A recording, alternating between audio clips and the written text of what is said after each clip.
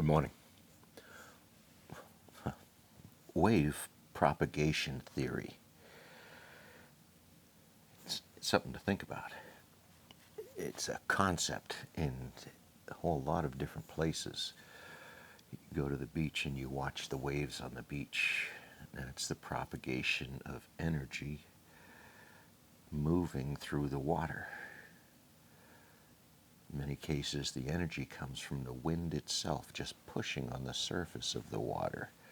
And over the expanse of the ocean, it shows up as waves on the beach. Other cases, it might be a tsunami, an atmospheric event, the weather. It could be an earthquake and subsidence deep out in the ocean that causes a series of waves. Could be a big boat going by. So if you look at that wave rolls along in front of the boat or next to the boat or behind the boat. There's wake boats to make big fancy waves for people to use.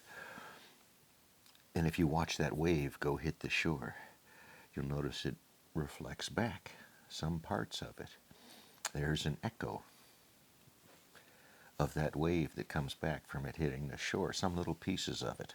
It's attenuated. That's called reflectivity, base reflectivity in some cases, depending on the sciences and the spectrums you're talking about. So this wave theory, wave propagation theory, is a rather large one. You have to talk about the medium that you're looking at. If it's solids, well, how would a wave propagate through a solid? If you smack it, there's physical energy that gets transferred through that solid thing. It's the way ultrasound, VLF and ULF frequencies work.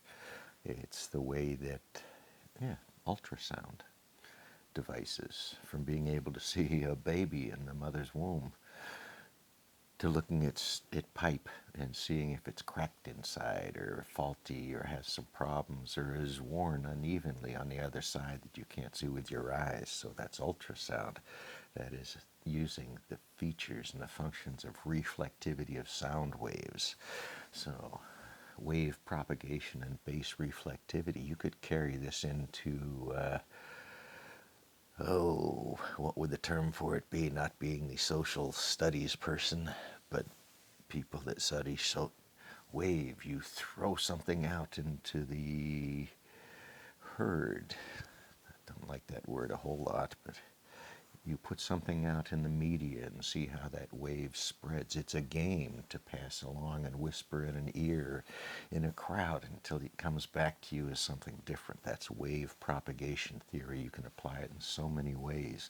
Radar sets use that. Radar sets can put out a burst, a pulse of energy in the gigawatts or terawatts if they have to, if they can or able. Some of them do a lot of stuff. And what bounces back, what they're looking for, what they're trying to sniff out of microwave frequency signals, gigawatts, terawatts of what's called peak envelope power.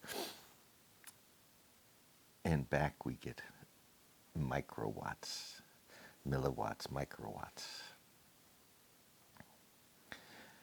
Very, very small signals. And we've got a very, very fancy, tiny detector that does those microvolts or picovolts or amps or whatever that detector type is and is looking at. Or we've got the amplifier that blasts out that massive burst of energies at high frequencies, because frequencies matter. How waves propagate matter. So this wave propagation, wave theory, crowd theory, maybe you could call it that. How does something travel through a crowd? These are all things you can study. You can begin to put some numbers around them. For electronics, for physics, that's the numbers of the sciences. But there's other softer numbers and huge database structures. We might call them attribute data. Do you like this? Yes, I like this. So if you record the yes or no, but you just asked like is a soft question. You can like things for different reasons and put more weight on that like for different reasons. So it is called attribute data. A person's color definition. Red, you say red, I say red, the shirt's orange. The exact definition of that orange depends on who cares about the exact definition of the orange. Wave propagation theory, how ideas propagate through a social structure. How much of it bounces back is noise. Can you cancel the noise out and see if the signal is still there?